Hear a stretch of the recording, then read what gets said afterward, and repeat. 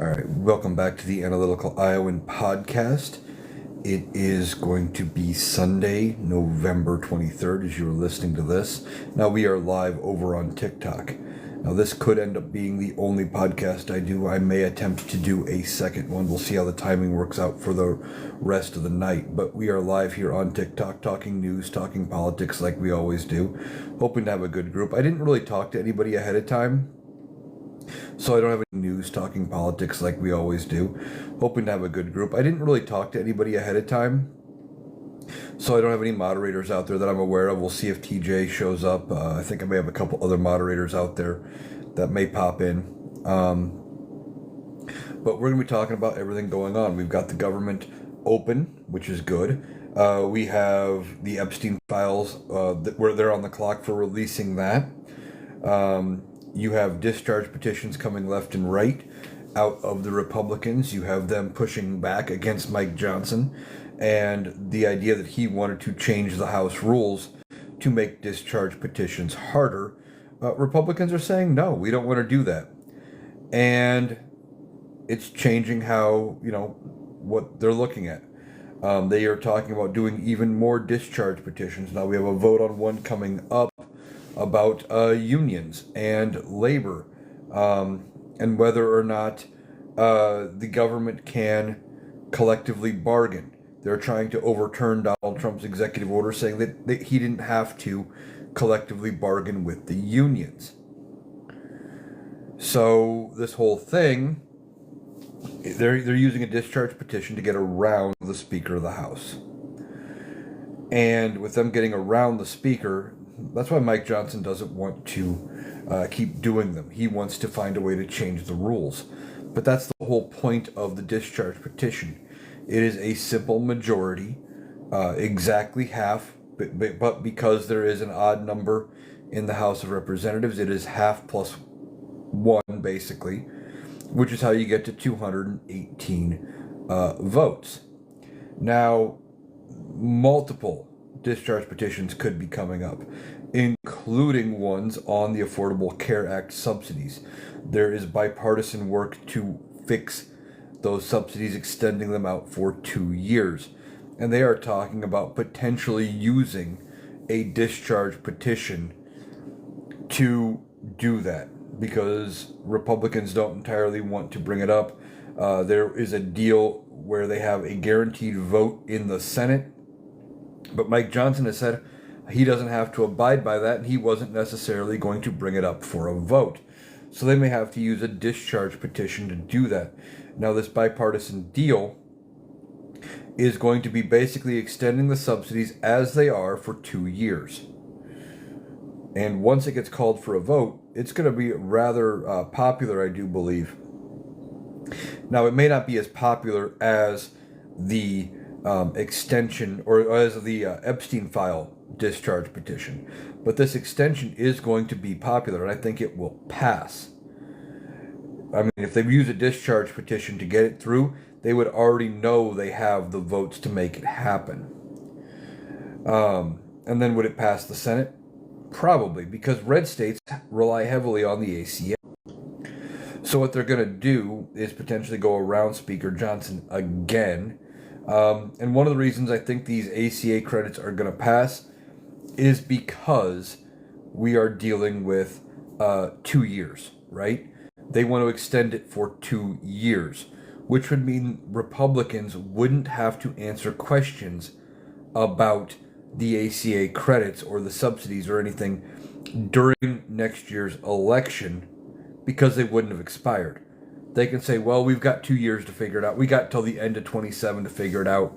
We're going to come up with something. Or they'll say their typical talking point of, we're going to do something better to fix or amend the Affordable Care Act, something like that. But they wouldn't have to answer those tough questions going into the midterms, talking about the ACA credits. Neil says, bro, love listening to you. I always learn. Well, thank you. I'm glad you're here. I try to be informative, and I try to come from a fact-based perspective and talk with an even keel. Too often when you're doing this, it's way easy to get wrapped up in the emotion of everything that is going on. But I think the ACA credits are going to pass. Now, will Donald Trump sign it? Probably, because I think there's a way they can talk to him and spin it and actually convince him that it is a good idea to sign it.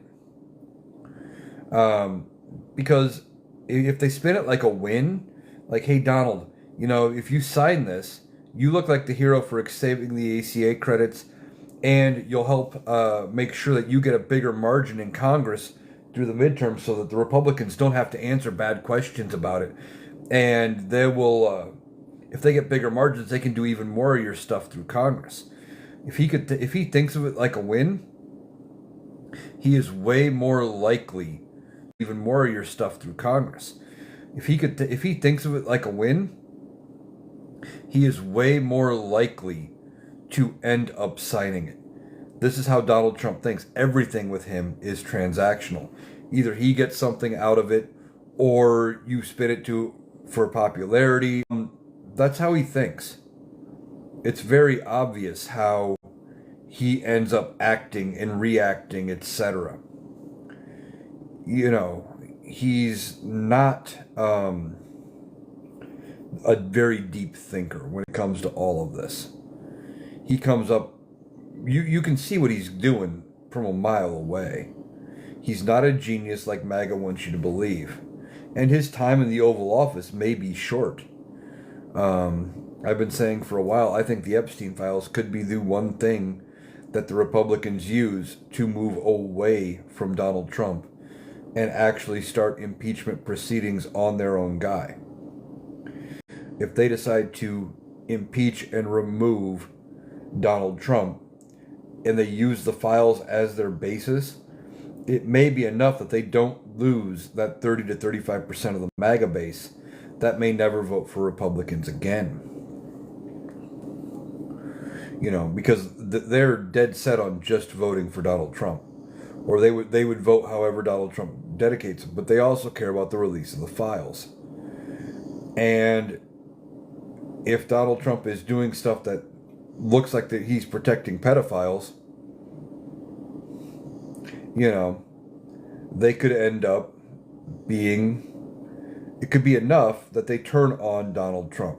It really could. And if Republicans it could be enough that they turn on Donald Trump. It really could. And if Republicans, I've been saying this for a while, as long as Republicans are in the majority in the House of Representatives, it is entirely possible that he ends up, like if the House of Representatives pushes it, right now with them being in control, I don't think it passes the House unless they know they have the votes in the Senate to get rid of him. Brent says, what do you think of the phone call he had with the Saudi Prince Vindman talking about it? I don't know a lot about that phone call. I keep forgetting to look into it. But if he says it's that bad, and if it is actually that bad, it could be very damning, and it could just be another thing that the Republicans use. But I don't think it's going to be as easy for them to get rid of Donald Trump because of a phone call with the Saudi prince as it would be for them to turn around and use the files. It's damning for sure if it's as bad as what Vindman says, but I haven't looked too deep into it either. The problem Republicans have is it's not like it was before, right? If they move away from Donald Trump, they have to be worried about that MAGA base that is loyal to Donald Trump and Donald Trump only. And if they move on him, well, they need a good reason. Now, if it is the Epstein files, that may be enough. They may make that move, but a phone call with the Saudi prince may not be. But Donald Trump's time in the Oval Office, I think he does not make it all the way to 2029, to January 20th, 12 noon Eastern. G.I. Gallifrey Lives says, good evening, Eric. How's it going? Doing pretty good. Glad to see you out there. And we got a lot of people in the room right now. This is a good amount for me. But I think if they move on Donald Trump, they probably have a couple ideas in place. They are going to want to, before 28, they're going to want to move away from Donald Trump and move on to J.D. Vance. Whether that is because the Big Mac got him and Donald Trump is just not with us anymore, or if that is because they decide to use the Epstein files and move on or whatever, they're going to want to be prepared going into 28 for a successor to Donald Trump. But that's not even a guarantee. I did a video on this yesterday talking about this conspiracy theory, or maybe not even a conspiracy theory so much as it was a fringe idea.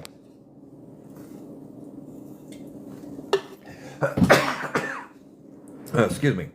As it was a fringe idea, or this one article really that was talking about it. Something about the Bushes were planning to run a candidate. They were going to back a younger member of the Bush family, a cousin to George W. Bush, something like that in 2028, that they were going to try to reclaim their George W. Bush, something like that in 2028, that they were going to try to reclaim their party back from MAGA. And if they do that, they could be facing a very messy primary challenge in 28 going into the general election. And because J.D. Vance isn't well liked, if he is the president at that point, it's very rare that an incumbent president has a serious primary challenger. Gallifrey asks, will MTG go for it? She might. She may go for a presidential nominee. She may try to run on a third-party ticket, some kind of a populist, socialist combo ticket, going all the way from far-right MAGA to middle-of-the-road, maybe slightly left-leaning, especially when it comes to things like healthcare, etc.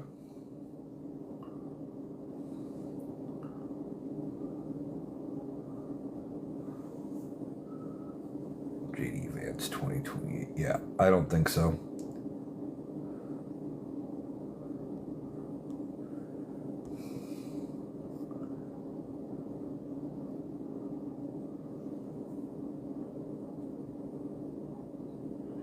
Julie says, I just got here. Are you talking about Trump again? I'm talking politics. If that's where the conversation takes me, that's where the conversation takes me.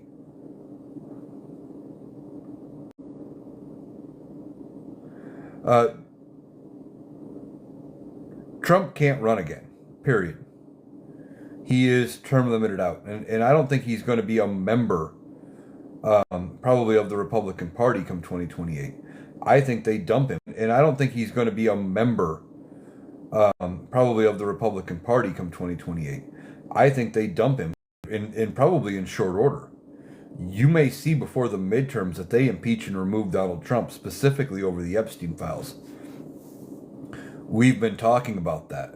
That they want to move away from Donald Trump. His numbers have an out, so they don't get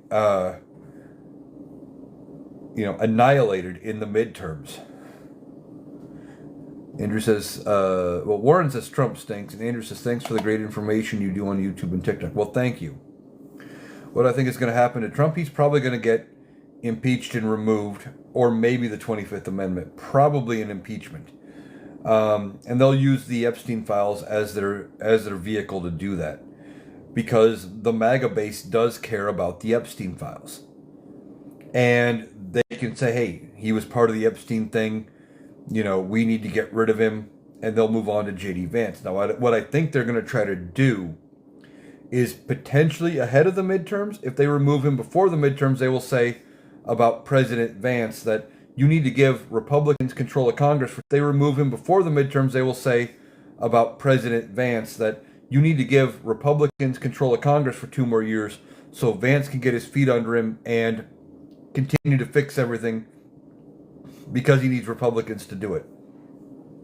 If they wait till after the midterms and Democrats have control of Congress, they would try to say, okay, in 28, you need to re-elect Vance and give Republicans control of Congress so he can fix everything because the Democrats blocked him from doing anything to fix anything. I can see both of those strategies for how Republicans are going to try to spin this narrative. I don't think either one works. J.D. Vance isn't well liked, and we were just talking. Republicans are going to try to spin this narrative.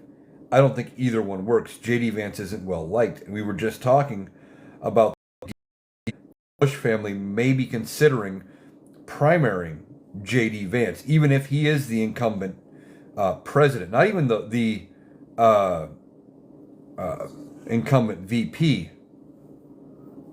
Just that even if he is the incumbent president, that they may still try to primary him for a reasonable, moderate Republican, an old school Bush era Republican.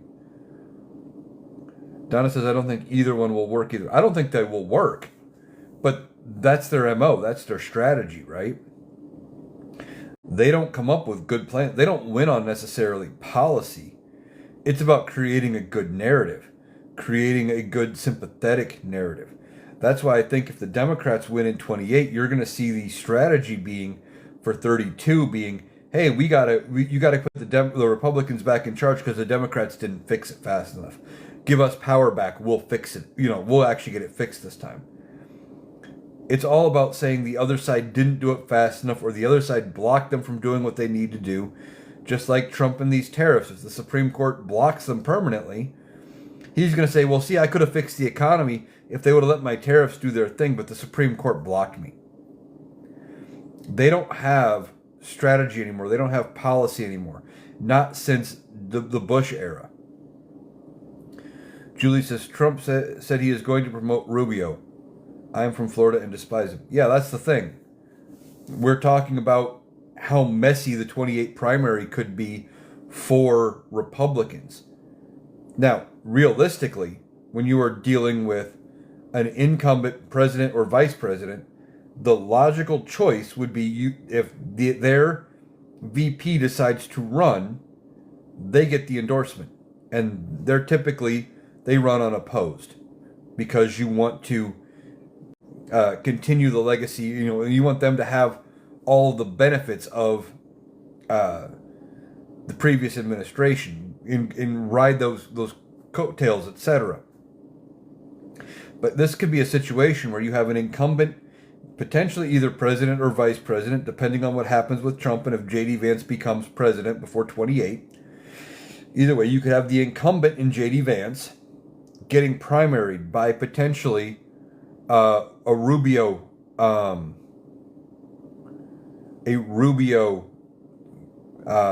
nomination from Donald Trump if he's around, if he's still in good graces with the Republicans for being the nominee. You have Ted Cruz who said he might run. You have MTG who may consider running. You have the Bushes saying they may endorse a Bush trying to reclaim their party. It could be extremely messy for the Republicans in the 28 primary. And I don't see it getting any better. It's going to only get worse from here as the cracks keep forming in the party, as the infighting continues. They're self-destructing at this point. Julie says, "Can you imagine how Vance feels when Trump says that about Rubio?" Yeah, he's got to be thinking, "Do I really want to actually take that next position?" Maybe Vance is thinking he should resign as VP. Let Donald Trump appoint Rubio. I don't know. But Vance is not well liked. He is not the heir apparent to MAGA. He doesn't have control of the Congress like Donald Trump did. He doesn't have control of the party like Trump does. He's only there because Donald Trump needed a running mate. He wasn't even on Donald Trump's short list that anybody had really thought of pretty much until the week of the Republican National Convention where he came out and got introduced. We didn't even know. We thought Donald Trump may try to go it alone without a VP, until somebody convinced him he needed one. Damien says, yeah, but her post didn't work.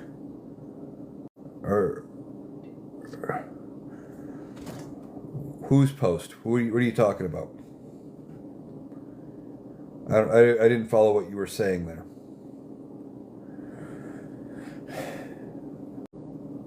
But the cracks are forming in the Republican Party. They're not a cohesive unit. And speaking about, Julie says Peter Thiel and money is the reason we have Vance. Yeah.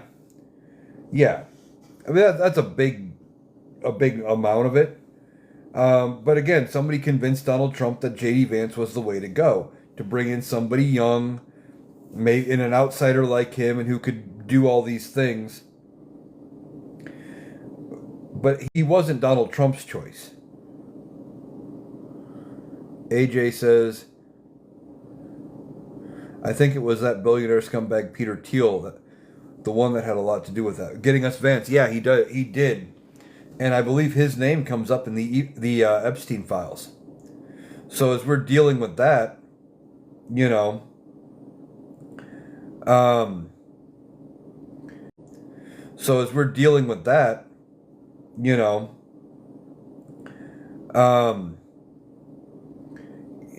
his name and his recommendations could turn into mud, right?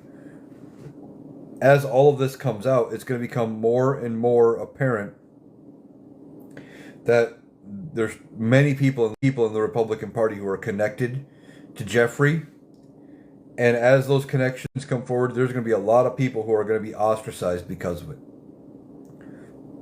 Coffee Man says, the Republican Party has dug their own graves. They held on too long to Trump. The damage is done. Yes, you are absolutely right. They should have ran away from Donald Trump way back in 2021 after January 6th. They should have. They didn't. But they were also expecting Democrats to fix it. Lady Bay says, "Why is this? Says this is funny. Why? What's funny about it?" Gallifrey says, "I agree. There's no coming back from him." No, they're not. They are going to have to rule the Republican Party. Would be to get their asses kicked in 26, get their asses kicked in 28, and then let the Democrats have power for 10 years. Rebrand, regroup. Kicked in 28, and then let the Democrats have power for 10 years. Rebrand, regroup. It's going to be hard to regroup from Donald Trump. They are going to need to bring some people into politics and bring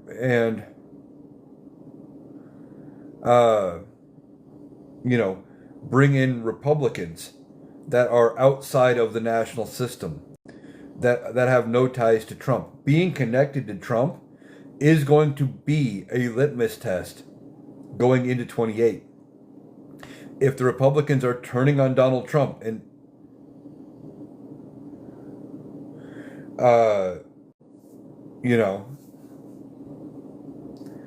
when Republicans are getting ready to turn on Donald Trump, they are going to be asking, that hard question: do you support Trump? Should they go after him? Should they convict him?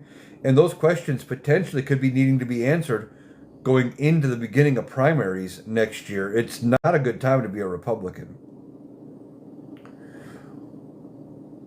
RJ 127, our friend Will, not when 86 Dems denounced socialism. Yeah, I saw that. There was a vote denouncing socialism at the same time Mamdani visited the White House, and 86 Dems joined with most of the Republicans to agree that socialism was bad. It was a dumb vote. It was performative. And those Dems, a lot of them could end up getting primaried. They could end up getting primaried. They could end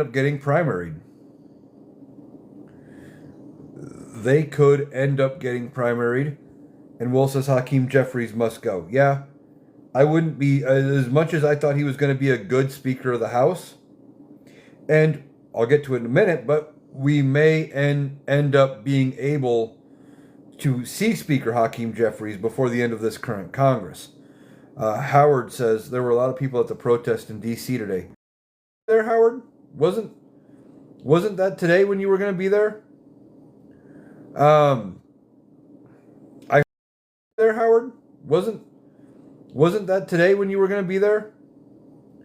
Um, I heard that there was a big protest. It is sending a signal to the Republicans that they may end up being, uh, as they're already considering using the Epstein files, the E files to move, uh,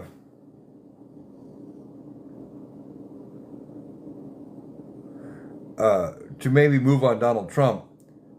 They don't need this pressure would help them make that decision, I guess is what I'm trying to say. And he says Trump is keeping friends close, enemies closer. No.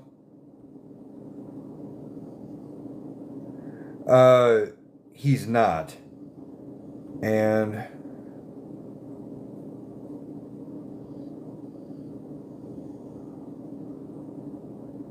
I'm pretty sure you're a MAGA, so bye-bye.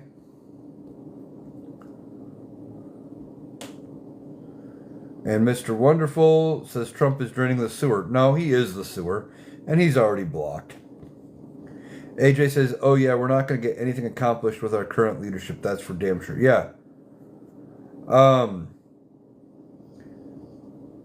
Now, what I was saying about Hakeem Jeffries, we may see Speaker Jeffries before the end of this current Congress, before the midterms.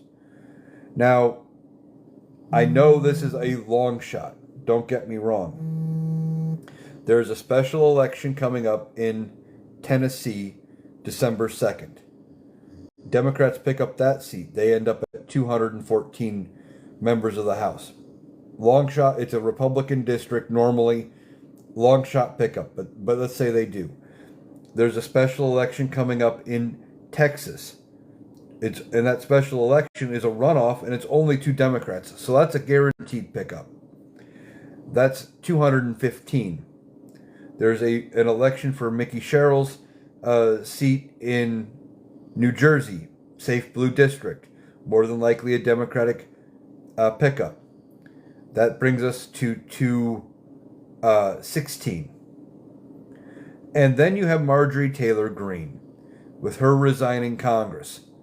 And I know Will's out there, he's going to tell me I'm crazy. And I mean, I'm not saying that it is going to happen. I'm saying if it happens, if the Democrats pick up that seat, it would mean they would be at 217 members of the House of Representatives that are Democrats.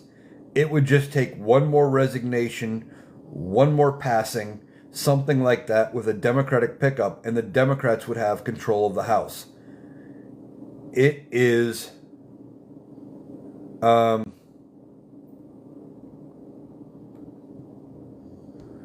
it just could happen. I'm saying it would be ridiculous, but it could happen. Howard says it was a blue wave earlier this month. Yeah, it was. It was. And the momentum is definitely in the favor of the Democrats. AJ says, such as Fetterman, Kristen Sinema, Jared Malkowitz, and Joe Manchin. Well, at least 2 of those are no longer in Congress, so we don't have to worry about them anymore. Tony, who I already blocked, says Democrats do nothing but cheat. Look at California. Yeah, Democrats didn't cheat in California. They took it to the voters. Texas was the one that cheated. They turned around, used their supermajority to force it through to redistrict out 5 seats that a judge had then said was an illegal gerrymander. Now, the Supreme Court put a temporary pause on that, and we will have to see what the results of that temporary pause are. But ultimately, those maps may still get tossed out. Democrats didn't cheat. They took it to the voters. They did it the right way. Julie says, what do you think about Newsom? He may not be the best, but we have to get someone who can win. Newsom, it's too early. Way too early. In fact, I think he is going to get dragged during the midterms. Republicans are going to do everything they can to tie all the candidates to him. And he may have peaked way too soon. I think the the one who ends up getting the Democratic nomination may be somebody we hadn't thought of yet, or somebody who hasn't really made their intentions to even run known. Maybe John Ossoff out of Georgia. Maybe Shapiro out of Pennsylvania. Maybe Cooper out of North Carolina. Bashir out of is it Kentucky? I mean, there are so many options. And J.B. Pritzker out of Illinois, another one who I mean, there are so many options. And J.B. Pritzker out of Illinois, another one who has got that mentality. I just think it's way too early for Newsom. And if anything, he's doing the best thing he can by taking the focus of the Democrats right now, and everyone's focused on him. Howard says we'll keep winning. Yeah, we're going to keep winning. And even if we don't pick up all of those seats, we should pick up at least 2. And if we get 3, I mean, it just puts the pressure on them.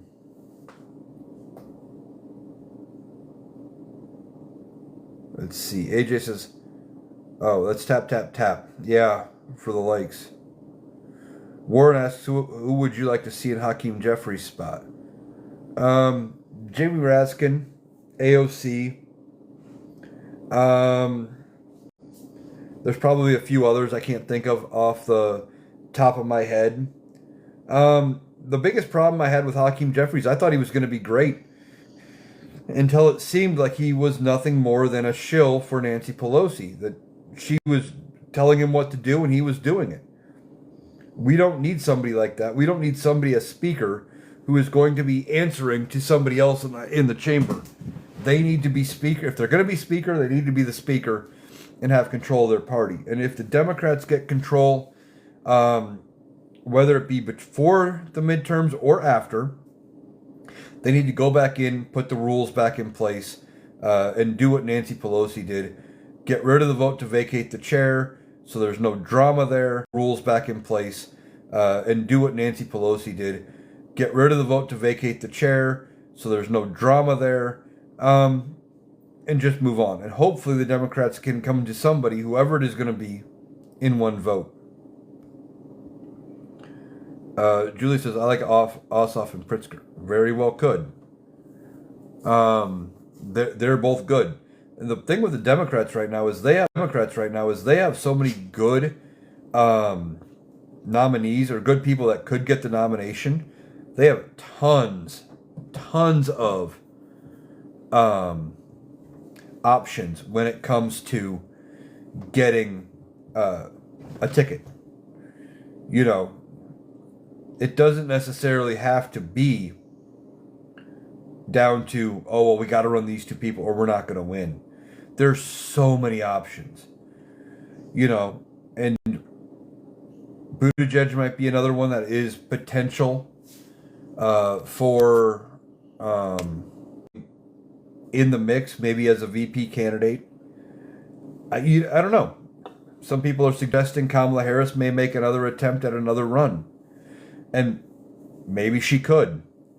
Everything's going to change going forward. And the Democrats are in such a bad way, in a bad shape right now. Or the Republicans are, I mean. I think I said Democrats. But the Republicans are in such bad shape, they can't agree with themselves. It's going to be a struggle for them in 26 and in 28.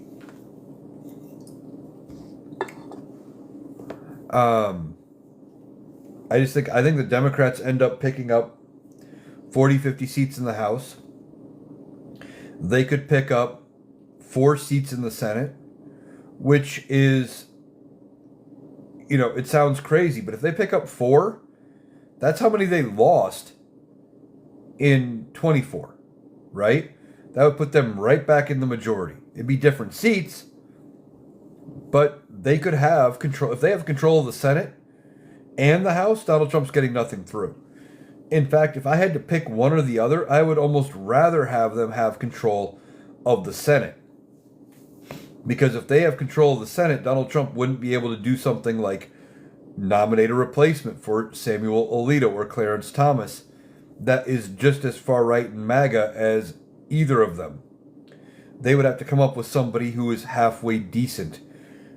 Could you imagine if the Republicans have control of Congress and there's a vacancy and he pushes Judge Aileen Cannon through as his nominee, entirely possible that he would attempt that, because he owes her one for saving his butt in the classified documents trial. And that's how he thinks, that's how he acts, right? He's transactional. Well, you got me something, I'll get you something. You had my back, here's a reward, here's a present. He doesn't view the country or any of these positions as serious as they really are. It's all about accolades and props and what he can do to make sure people are doing the things he wants them to do.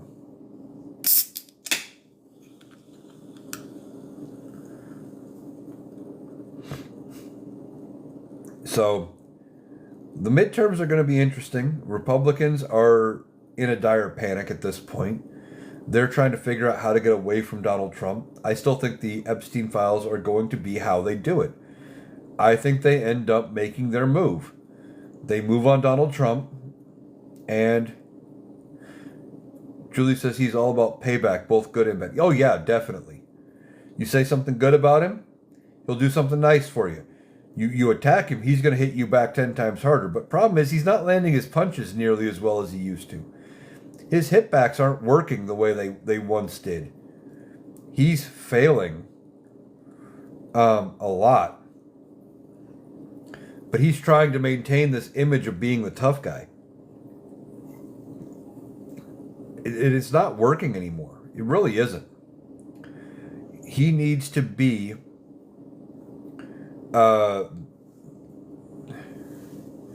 user says Dees says he never ran the U.S. Well, Trump? No, he didn't. Well, he did it. He did during a little bit of his first term. Mostly because he left everything alone. If you watch the trajectory of everything that was going with the economy, the numbers follow the same pattern they did under Obama. He was hands off, didn't really do anything to change anything, and he was just kind of there playing president, and he let things kind of slide. This time, ended up being so hands-on. And yeah, as D says, the tail end of Obama, then C-19. Yeah, exactly. And if you watch how he handled the COVID-19 pandemic, he botched it entirely. I said at the time, and I'll say it now, Universe handed him a re-election. They handed him a second term on a silver platter. All he had to do was properly handle the COVID-19 pandemic. And if he would have handled it like a true president, like somebody who cared about the country, we would have been fine, and we would have come out of it. We wouldn't have lost 1 million people to COVID, and we would have ended up recovering nicely, and everybody would have been willing to vote for him. Maybe not everybody, but enough that he got reelected. Part of the reason why Joe Biden won with the numbers he won by was because of how Donald Trump handled the pandemic, and people were still living in that moment going, this is horrible, we need to do something to fix it. Warren says people are tired of Trump. Yeah, they are. And it's this constant state of everything going on, right? I recorded the Analyticaliowan podcast, I think it was earlier today, and I made a comment about, well, we had those elections back in November, and I went, wait a minute, that was only like 2.5 weeks ago. And it just hit me, like, because of everything going on with Trump and how he makes everything so supercharged, and there's always stuff to talk about, and always stuff going on, every day feels like a week, or 2, or 3. It is ridiculous, and people are tired about it. Bam says the real Epstein files will never be shown. I don't know about that.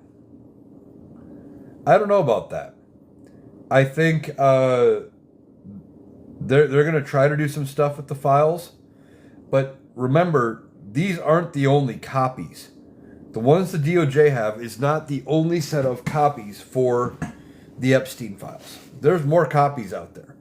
Like that set of emails that came out, I think, last weekend talking about Donald Trump and Bubba.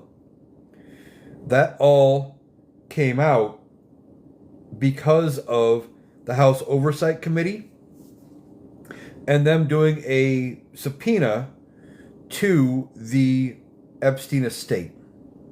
Okay? Those came from the Epstein estate, not the DOJ.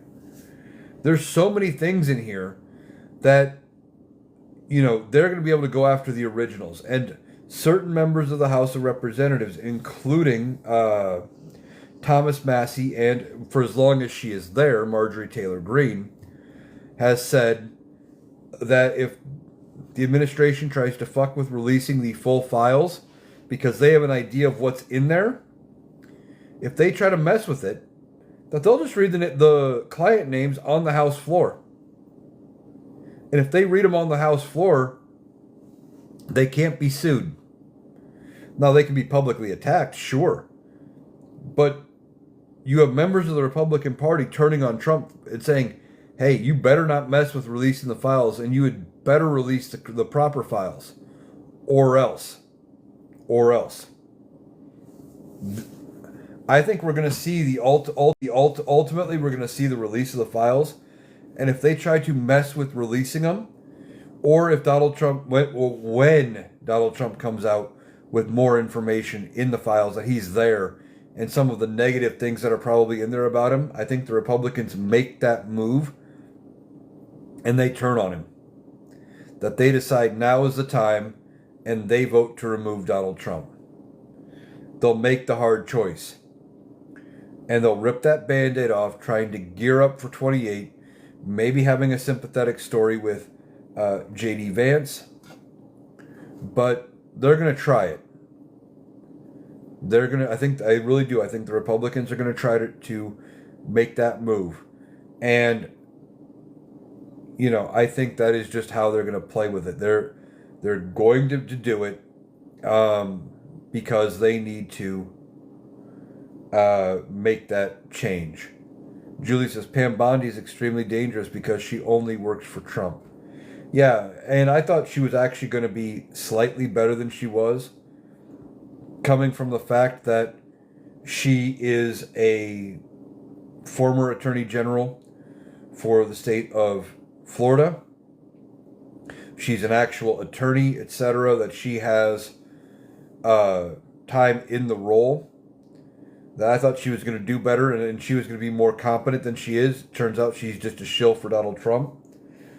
And now there are some stories out there saying that come next year, maybe even as early as January, February, that Donald Trump may shake up positions. That Kash Patel, Pam Bondi may be in jeopardy. They may be gone. Oliver's mom says impeachment is coming. I believe so. I think it's not a matter of if, it's just going to be a matter of when. Now, they could surprise me and never impeach him, but I think it's going to be a matter of when. I mean, the thing Donald Trump should hope for is that the Big Mac gets him.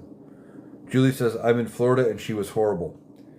I didn't know much about her from her time as Attorney General. Just knowing that she came from that role, she'd already done it at the state level. I thought compared to some of the people he was putting in certain positions, she was going to be better than what we got. She definitely was more qualified than, say, RFK Jr. to have the head of Health and Human Services. Gallifrey says, she is one of his girls. She was in his pageants. I've heard people say that. I don't know for sure if that is 100% true or not, but it wouldn't surprise me. And we know how Donald Trump thinks about those pageants. He talked about walking in on the girls changing as teenagers and how it was just acceptable. I mean, Donald Trump is going to be listed in those files when they come out and when we see the light of day. And as Will pointed out on the Rational Boomer podcast, if they try to redact him out everywhere, there's going to be people that are smart enough that are going to figure out, who they meant, right? Like they tried, he talks about the gal who needed numbers off of a rocket for one of the space launches and how they had blacked it out and tried to redact it. She just held it up to the light and could read right through it and got the numbers she needed, etc. People are going to figure out if they try to redact too much out of this or how they do it. There's going to be all sorts of people with whatever is released that are going to be going crazy over it.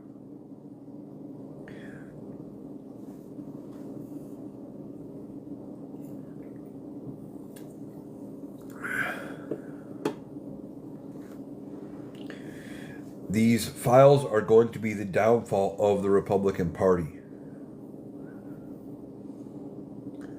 Oliver's mom says the threats to Senator Kelly and the others may get him before the e-files. They could.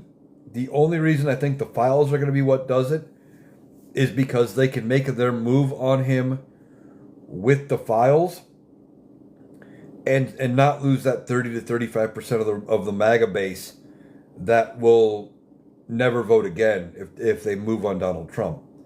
Because if they move on him because of the files, that base does care about the Epstein files and what happened to these thousands of girls, or maybe not even just girls. So far, we have only heard about female victims, but they have others, right? There could be boys that were on that list too. Entirely possible.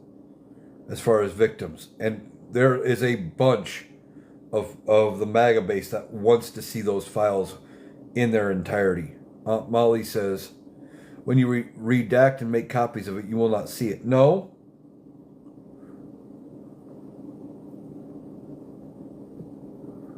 But might not have to. There could be enough context. If they go through and they redact a short name all the time that looks like it's only 4 or 5 characters, and there's enough there in the files that, unless they get rid of all the pages, there may be enough context to figure out who it is. Marty says, everything you liberals have done to take down Trump has failed. Well, I've already blocked Marty because we don't need MAGA Trump humpers in here. But as Gallifrey says, Republicans will take him down, genius. That's my point. I think Republicans will be the ones to use the files to turn on Trump, so they don't end up losing that MAGA base. As Sue says, they're not smart enough to not leave clues. Oh yeah, and it's not like these files from like the emails that were released a weekend or two ago. They're not in code. They're not very well hidden, right? Like in the one email, it says something like, we're bringing in the models, a number of girls. I don't remember what the number was. So many girls, and they're all beautiful, or something like that. It specifically says that they're flying them in. It's not like they were talking in some sort of cryptic code, or like what we did during World War II when Germany couldn't break our code, and that was just by having the Navajo talk, right? They were speaking in their native language. They weren't even using a code. They were just talking. But because the language is one that they couldn't break, it was actually coded. No, this was just like they were so convinced they were never going to get caught. They were brazen about it. And that's how a big chunk of these files are. Gallifrey says the last one just passed. Are you talking about the Navajo code talkers? Because I thought that was yeah, okay, you were talking about the Navajo code talkers. Yeah, I hadn't heard that. But that was an interesting story coming out of World War II. And it was an amazing strategy. And it's kind of one of the fun facts I like about World War II. Of course, I'm a history buff, if you haven't noticed from some of the ways I talk about politics and everything. I compare a lot of things to things that have happened in the past. Because That's a good way to get a feel for what is going on. Republicans are going, once this all comes crashing down around them, they are going to be in a world of hurt for a while. They could end up having to ultimately regroup and rebrand for maybe a decade, maybe two.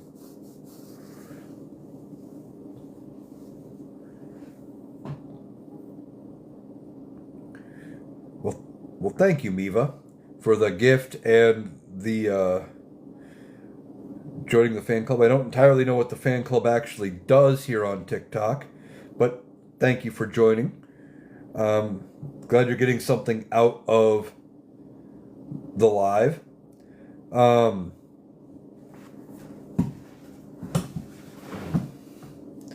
Will says does nothing. Oh, okay. Well, I haven't looked too deep into it. I see every now and then it pops up. But anyway, yeah, we got a lot of stuff we're watching. Al Green out of Texas is saying he may have impeachment articles brought up by the end of the year. But again, going back to what I've been saying, it's going to take Republicans to side with it. And depending on what they do, if the Republicans move it out of the House, I think I would be surprised if articles pass the House when Republicans control the House of Representatives and they don't end up passing the Senate, right?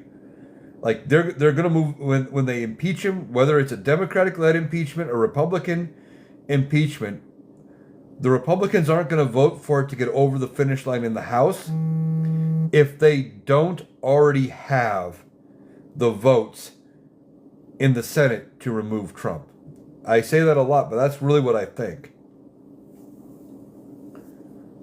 Gallifrey says, I agree. I think we are going to have another New Deal type of policy for the people. I've been saying that. I've been saying that for a while, that the Democrats need to run on a New Deal style policy. Something simple, and take a page out of Donald Trump's playbook in a way. And this is one of the few things that I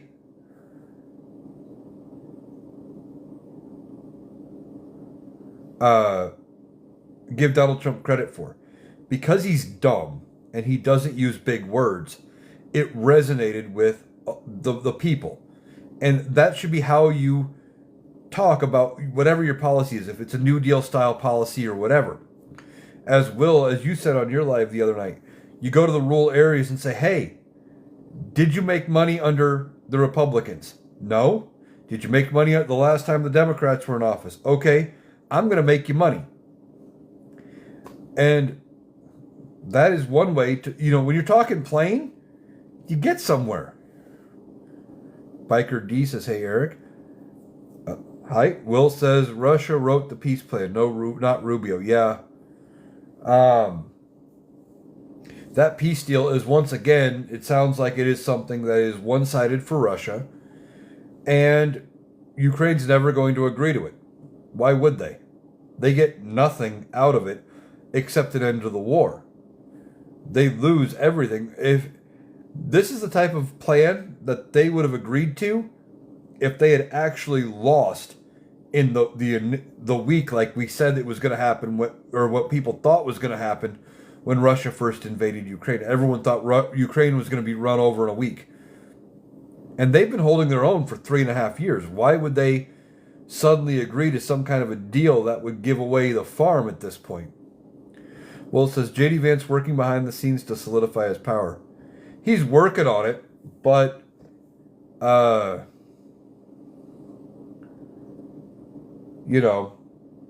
don't think it's going to work. He's not well liked. If you know, you know, says hi. If they didn't oust him last time, it ain't going to happen now by design. I don't agree with that. Because I think they're getting ready to move past Donald Trump, and they need a reason to do it that's not going to upset the base.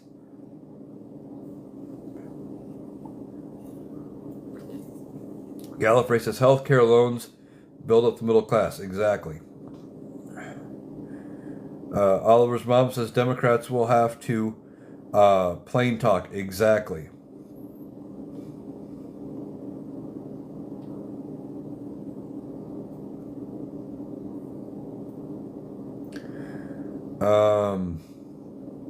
Will says the G20 has condemned the plan. Yeah, they did. The only people that approve of this plan are a few people in this administration and the Russians.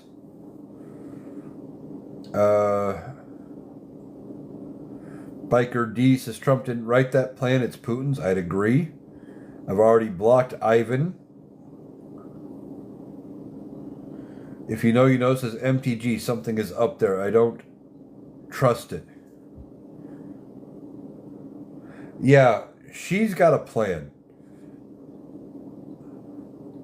She does have a plan. I think she's either going to run for governor, try to make a run for Senate, either as a Republican or as an independent, or she's going to make a play for the presidency. And either way, I don't think she goes anywhere with any of it.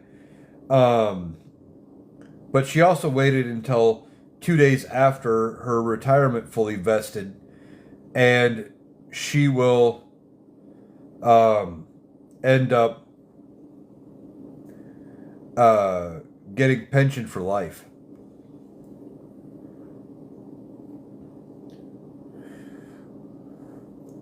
Morrow says, if Ukraine agrees, Russia will come from war. Exactly. Why would they give in?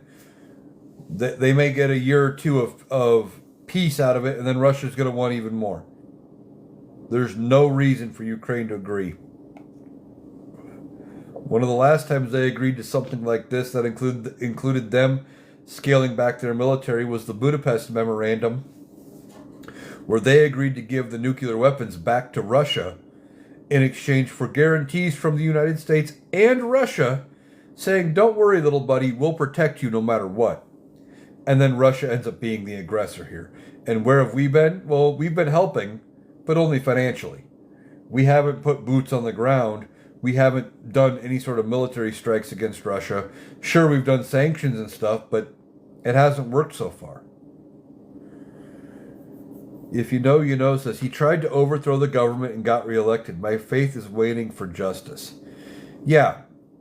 The thing about that is the only reason he was able to get reelected was twofold. Mitch McConnell didn't have the balls to turn against Donald Trump in the second impeachment. If they would have voted to remove him and bar him from office again, we wouldn't be here. But Mitch McConnell said, well, he's already out of office. It's a moot point. We're going to go ahead and we're not going to do anything. It's a criminal justice matter. And then you had Merrick Garland sitting on his hands going, no, it's a political matter. They should have dealt with that in Congress. I'm not doing anything. Both sides wanted the other to deal with their mess and didn't do a damn thing. Will says, not with Jeffries and Schumer in leadership. They're beholden to corporate money. Yeah, and I think you're going to see a change in Democratic leadership after the midterms. Schumer may not be, because I think he's up for re-election. He may not even be a senator anymore.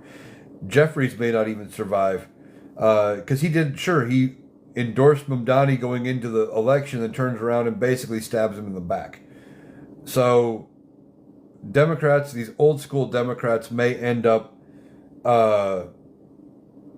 getting voted out, and we'll see an entire new generation and a new ideology in the Democratic Party.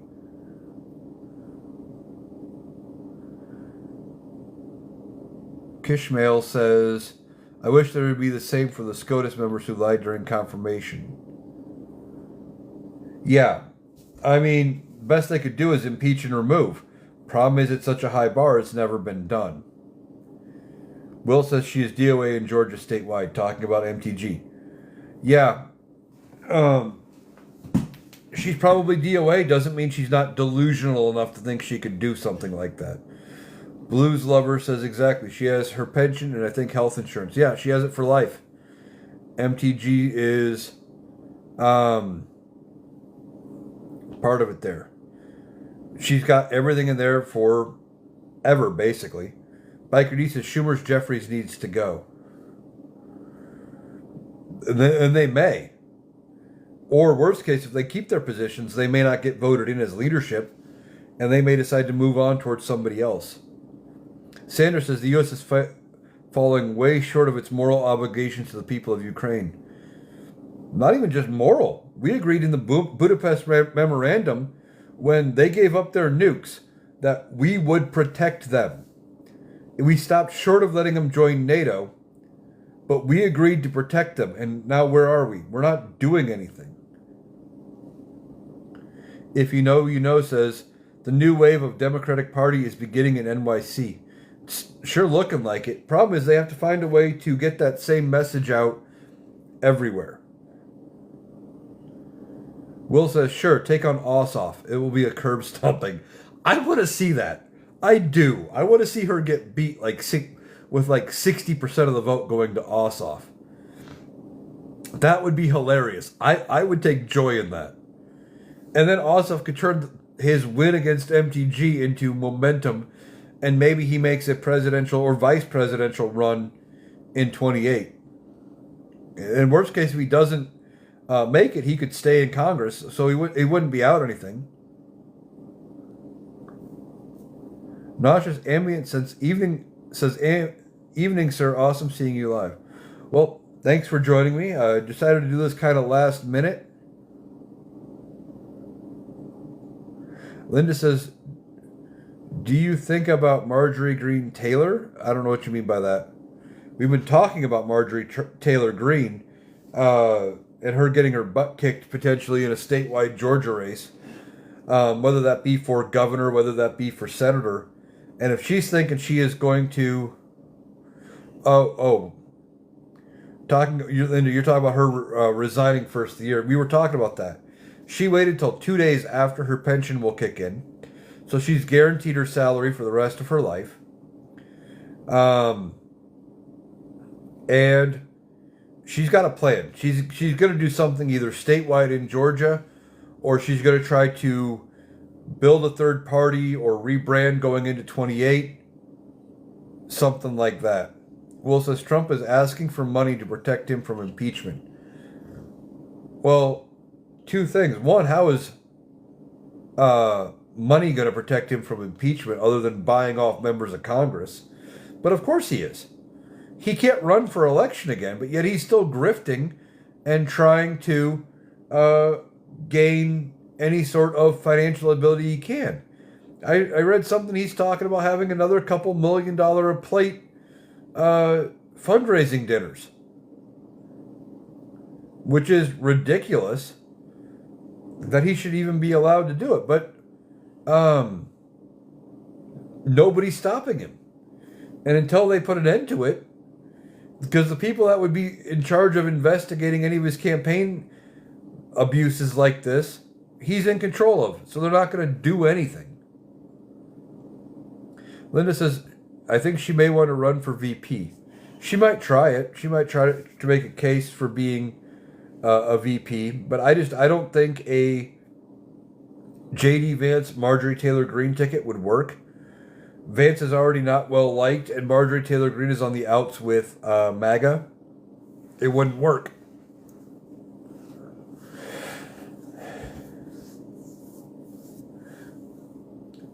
If you know, you know, says domestic threat number one. No one is stopping him. Yeah, that's half the problem. The safeguards we have in place aren't holding as well as we thought they would. I think one of the things you're going to see when Donald Trump is out of office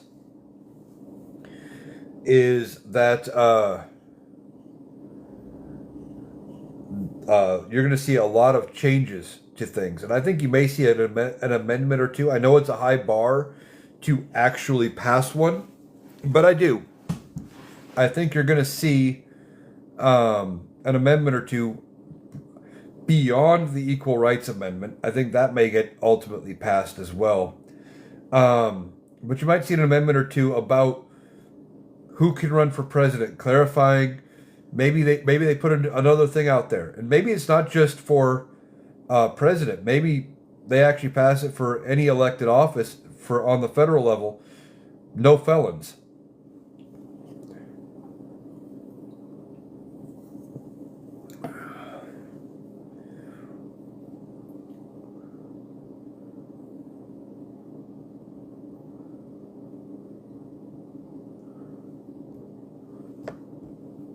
If you know, you know, says term limits. Maybe term limits for Congress. It is one of my favorite complaints, I guess you could say. One of the things I complain about a lot when it comes to term limits. Not just term limits, we also need age limits. And I say age limits coming from a state where we've got a 92-year-old senator who wants to run for re-election.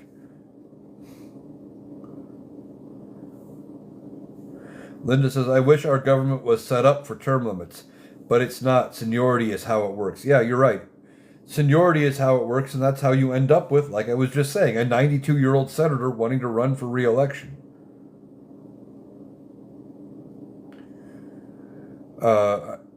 If you know, you know. I'm a radical. One person, one vote. You're talking about the Electoral College. Getting rid of the Electoral College would be a challenge because it is in the Constitution. It would take an amendment to get rid of the Electoral College. But one of the ways they are talking about going around the Electoral College is there's a bunch of states that are talking about forming a deal where they all agree with each other. And I believe Congress would have to sign off on this, so I don't know if it would ever happen. But the idea would be, and I will pick on Iowa. Iowa says, let's just say Iowa says, okay, from now on, winner of the popular vote nationwide is who we give our electoral votes to. Doesn't matter who won the state of Iowa, we agree with the national popular vote. And if enough states that would agree to do that would be enough to go past the 270 number to win the Electoral College, then it would be the same thing as having a nationwide popular vote. You would keep the Electoral College, but you basically just outdated it at that point.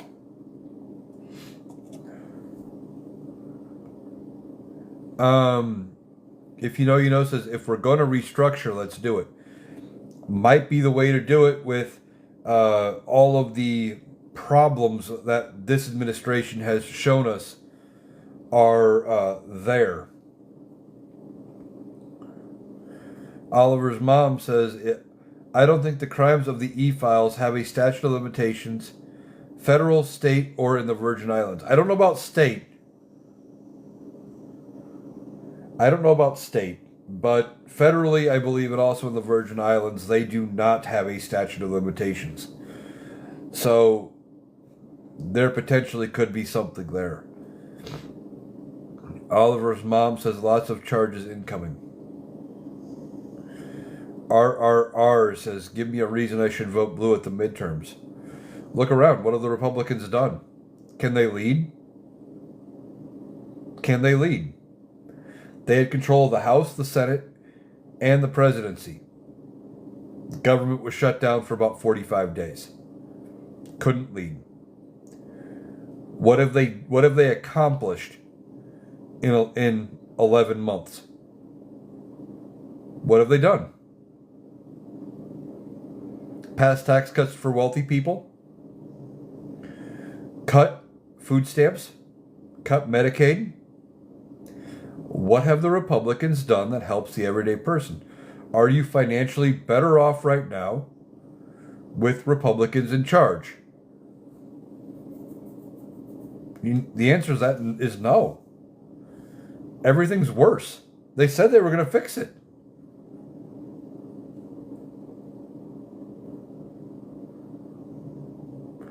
They said they were going to fix everything, and they haven't done shit.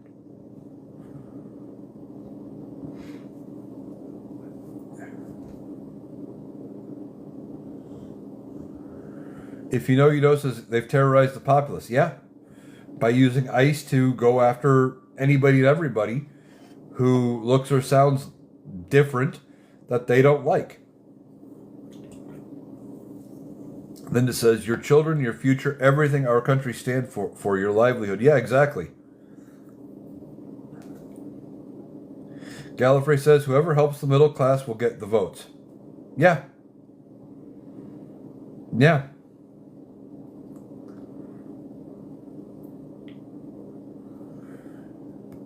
If you know, you know says it's Project 25 in full effect. Despite Donald Trump lying about not knowing anything about it, they've implemented quite a bit of it. And they did it way faster than anybody anticipated. And I think they're doing it because Donald Trump is not going to be with us long term. And I don't know that J. Vance will have the charisma to be able to end up doing anything with it. Eno says it was better under Biden. It was.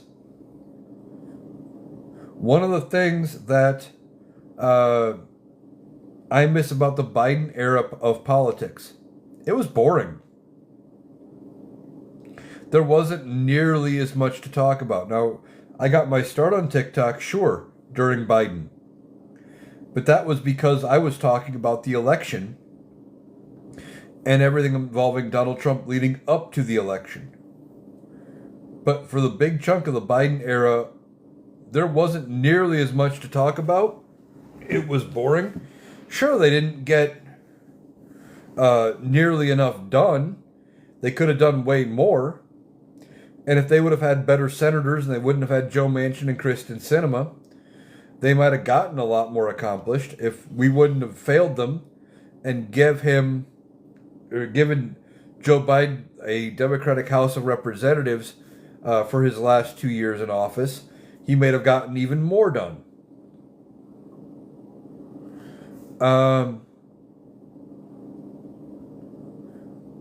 Linda says, I agree. Well, thank you. Oliver's mom says many of the executive orders are almost word for word Project 2025. Yeah, they are. If you know, you know says I slept better. A lot of us did. It was not nearly as chaotic. Linda says, great listening to you. I will continue to follow you. Well, I'm glad you enjoy everything I'm doing. I appreciate the follow. And this will be up on YouTube and over on... The audio will be up on Spotify probably early tomorrow morning. I usually post all my lives up there. And depending how the rest of the night goes, I may still record a separate podcast for tomorrow. This may be a bonus. But this also might just be the Analytical Iowan podcast for tomorrow. Also, you can get the video version over on YouTube, the audio up on Spotify. So, just so you guys know what's going on with that.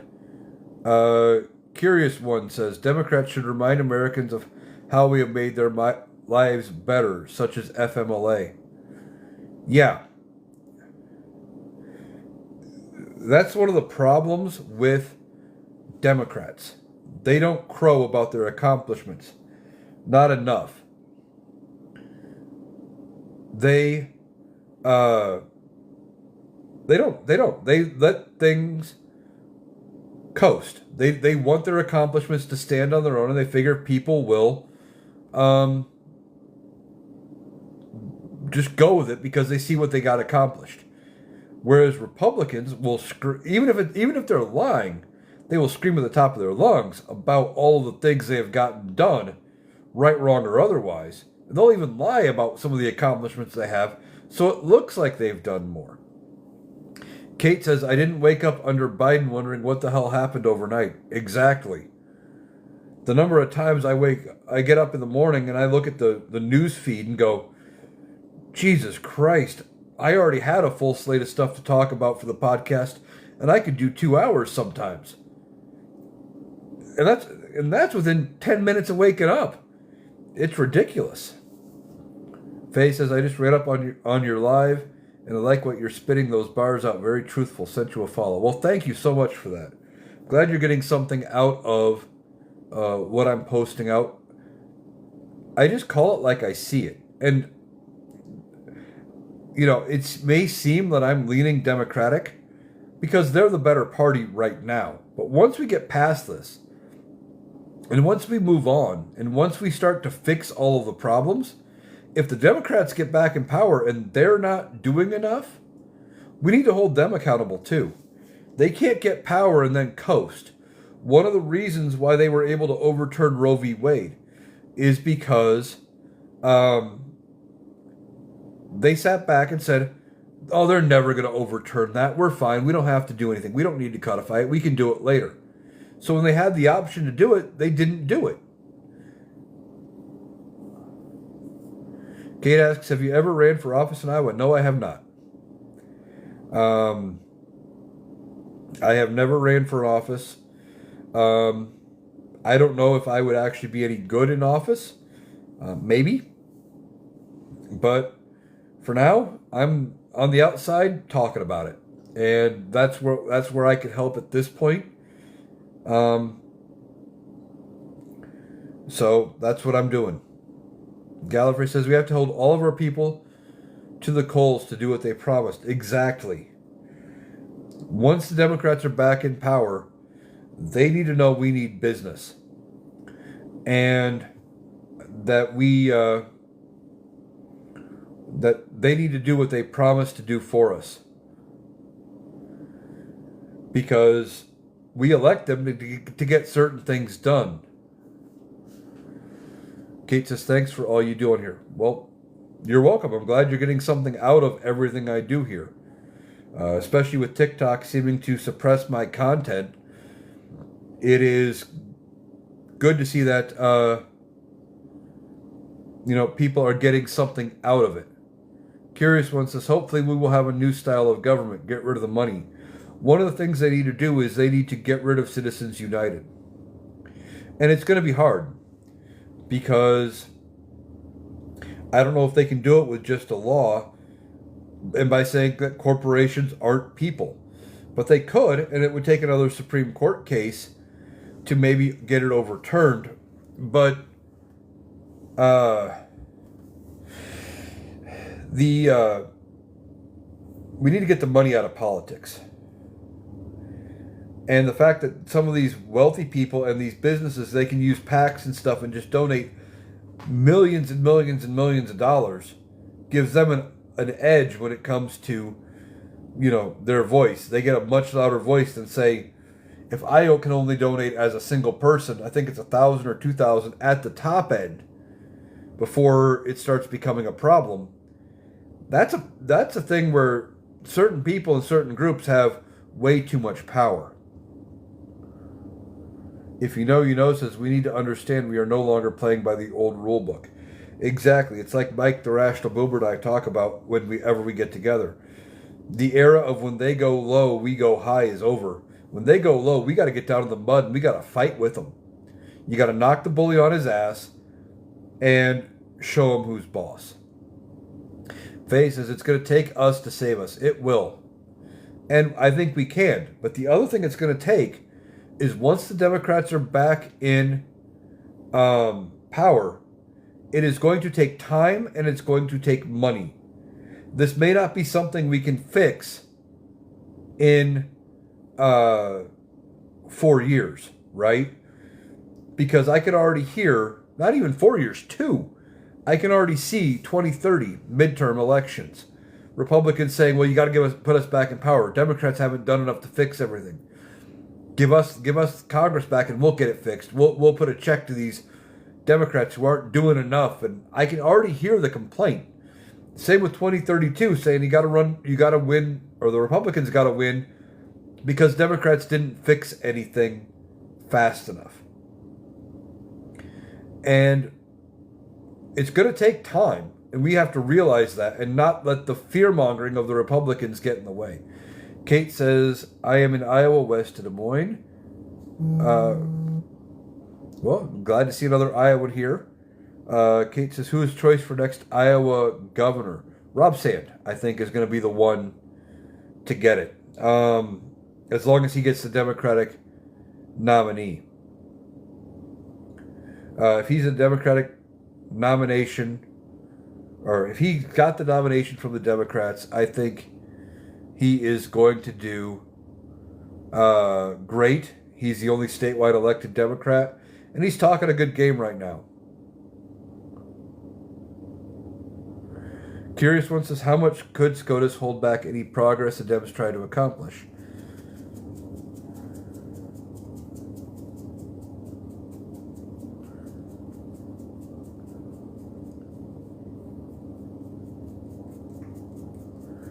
They could potentially block a bunch.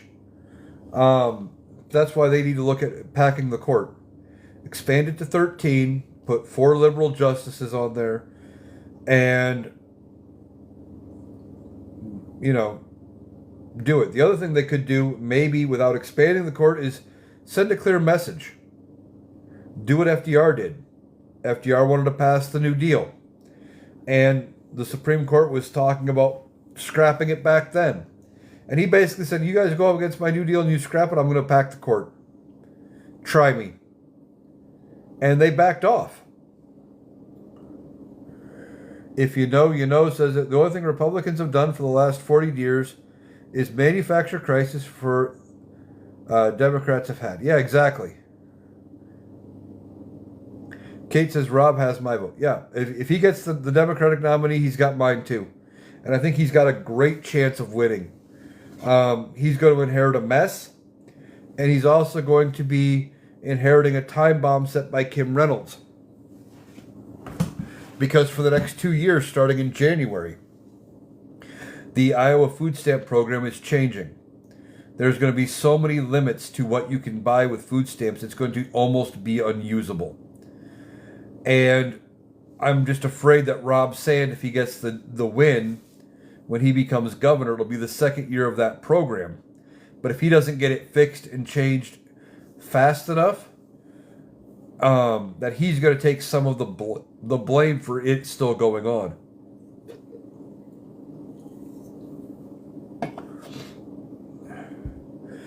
RRR says Trump wants to send Obamacare money to the people, not to insurance companies. It's the same thing. What's the difference? And if they do it like they do with a lot of things, they will end up, only sending us a pittance and say, well, it's the same thing. Why isn't that, we gave you $500. Why isn't that covering your medical bills when, they took, instead of giving the insurance company, say, $2,000 to lower your premiums? Something like that. I don't know what the actual credit is, but it is, it's not a good plan. It's a dumb plan. Curious One says, how many people will use it for insurance? Well, supposedly, at least according to a plan released by Rick Scott, it is supposed to be used kind of like a health savings account or a flex spending plan or something like that, where there would be limits to what you could actually spend the money on. But of course, they want to name it after Donald Trump and call them Trump health accounts or something like that. Oliver's mom says universal health care is the answer. Yes, it is. Gallifrey says, to RRR, have you ever looked at a medical bill? Exactly. Those bills, they start out with one price, then your insurance company gets involved. They've pre-negotiated down a bunch, and they barely pay a pittance compared to what you pay in a lot of cases, specifically for the like just doctor visits and stuff.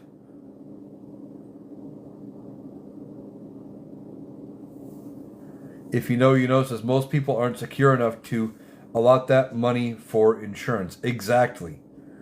Most people are not stable enough that they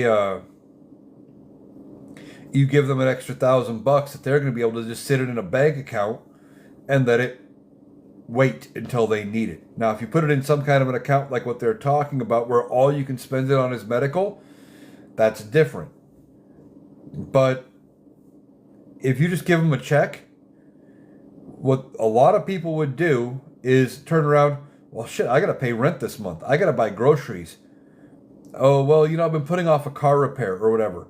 And they'll take that money, they'll spend it somewhere else in the economy, and then if something big comes up, they're going to go, fuck, I should have saved that money.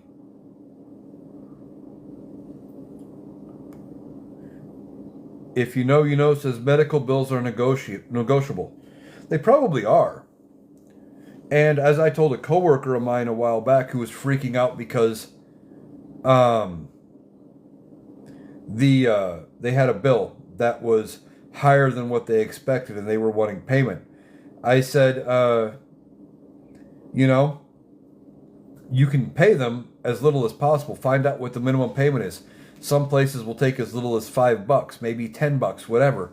And just you keep paying on it until you paid it off. You know, it wasn't even a huge bill, but it was bigger than he planned on. And it wasn't enough to ruin him. But he was annoyed that it was higher than what they had quoted him because he didn't have insurance at the time. And just I was trying to talk him through it. He said he wouldn't have even gone through with the appointment because of no insurance if he wouldn't have realized how much or if he would have known how big the bill was actually going to be. So he's going to pay him as little as he can for as long as he can and just drag it out. Curious One says, I actually work for a major healthcare insurance and universal healthcare is cheaper and works better. If done right, it would work a lot better. A couple of things they would need to get rid of. You shouldn't need referrals to go see a specialist. You know, I've had 2 or 3 separate issues in the last several years with my feet. Nothing big. One was a stress fracture, very minor. And really all I needed was basically to get rid of the inflammation and I was fine and it healed on its own. And then I had something stuck in my foot. Well, I went to the walk-in clinic here in my town for all of it. Primary care didn't catch it. For one of those 2, I had going to my main doctor, didn't catch it. And then I went to the podiatrist. Podiatrist was able to fix the problem right off the bat. But because of insurance, I had to go through the steps before I could get the referral to get to the podiatrist, because otherwise insurance wasn't going to cover it. I should just be able to have gone to the podiatrist and gotten covered without having to take that extra step. But because insurance companies don't want to pay out for specialists if they don't have to, they make you take that extra step ahead of time. If you know, you know says, communication with debt collectors helps. They want to work with you and we need universal health care. We do. Geralt of Riviera says, New Orleans is going to show ice. They should not be one to mess with. Yeah. Oliver's mom says people who don't have insurance go to the ER for care and are sicker when they go there. Yeah, exactly. They end up going to the ER, and I know that because I had an ex who did that. For a while, she didn't have health insurance. And because she knew she wouldn't get turned away at the ER, would go to the ER. Now, she didn't go very long without insurance, but still, not the point. She ended up getting insurance and then started seeing regular doctors and etc. But she still knew that if she absolutely had to,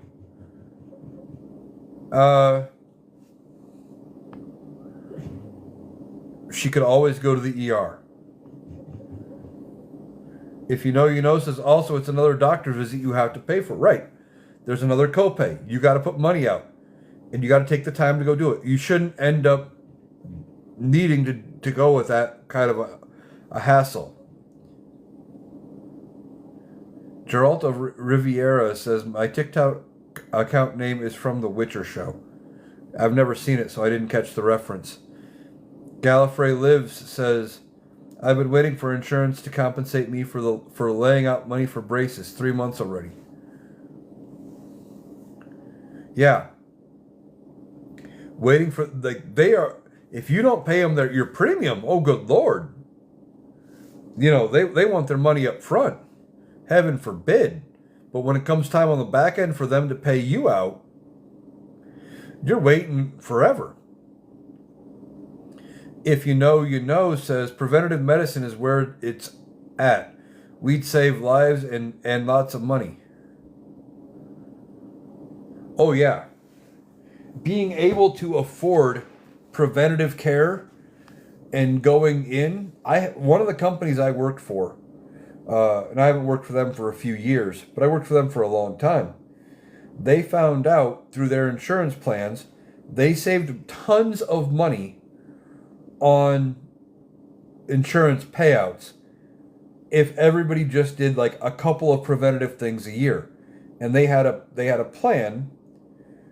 If you did not do like three or two of like six, there was like six options, you had to do two of them that were preventative in nature. Like you had to get like an eye exam, which you had to maybe went and got your teeth cleaned every year, once a year. You got a flu shot.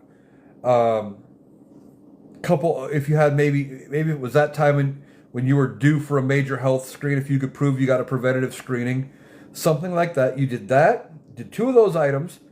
You did a yearly physical, and if you did a yearly beyond the physical, you had to do a like you had to have, as part of the physical or separate, you had to have your blood work done and have your numbers ran so you knew where your cholesterol and your blood sugars and all of that was year after year.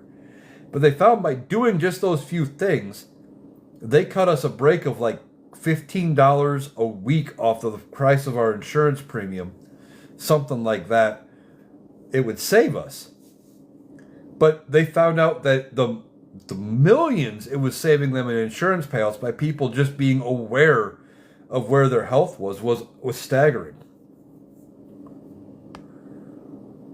If you know, you know says they'll cut you off with a quickness. Yeah, you quit paying that insurance premium, especially if you're on some kind of private plan that's not employer based, where they're not taking the premiums right out of your check. You quit paying them, a lot of times they'll cut you off in days. If you know, you know says sometimes they pay for your gym or nutrition classes too. Yeah. Or they pay for, one of the things that same company also did was they would pay up to so much every year for smoking cessation. If they could get you didn't even have to successfully complete it.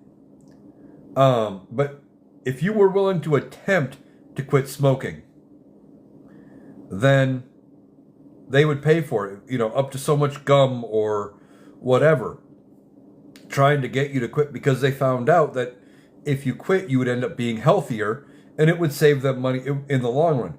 And of course, if you're healthier, you're more productive at work. It becomes a win-win all around. If you know, you know says acupuncture massage. Sometimes they pay for that too. It just depends on the insurance plan. Yeah. If you know, you know says everybody wins. Yeah. If you're overall healthier, everybody wins. And, I'm fortunate right now. I've got decent insurance through my workplace.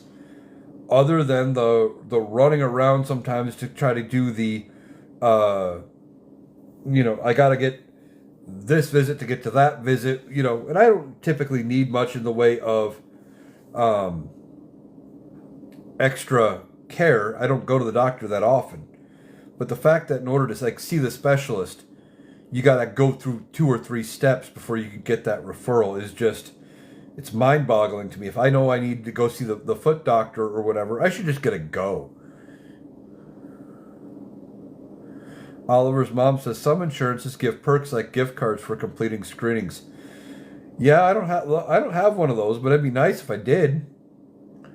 Although, given my track record for remembering to claim perks like that, I'd probably forget and have them stockpiled for a while, because I'd do something dumb like, unless they were physical cards mailed to me, if they were digital, I'd do something stupid like send it to a different email thinking, oh yeah, I never used that one. So when I see the notification, I'll remember, and then forget to check that email. I can see myself doing something dumb like that.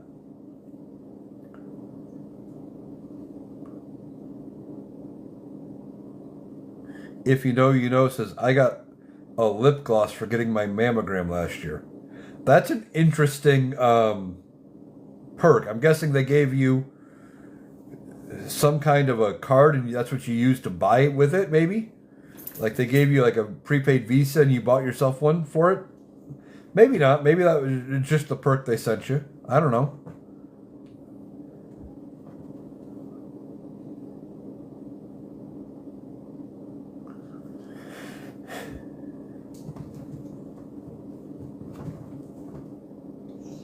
If you know, says actually was at the appointment, gift bag and everything. Oh, okay then. That's still an interesting perk, but okay, nice little perk.